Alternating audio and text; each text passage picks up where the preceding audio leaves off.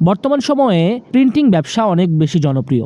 অনেক তরুণরা যারা আসলে কম্পিউটার সম্পর্কে জ্ঞান রাখে তারা এগুলো নিয়ে বসে যাচ্ছে।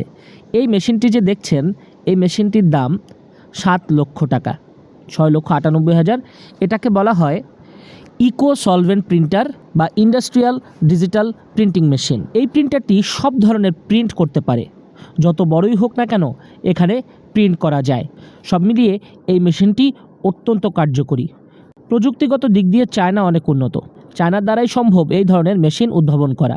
এই মেশিন দিয়ে অফিস, বাসাবাড়ি কিংবা রাজনৈতিক ব্যানার, পোস্টার, ওয়ালপেপার ছাপানো যায় এবং তরুণরা অনেক বেশি টাকা উপার্জন করতে পারে।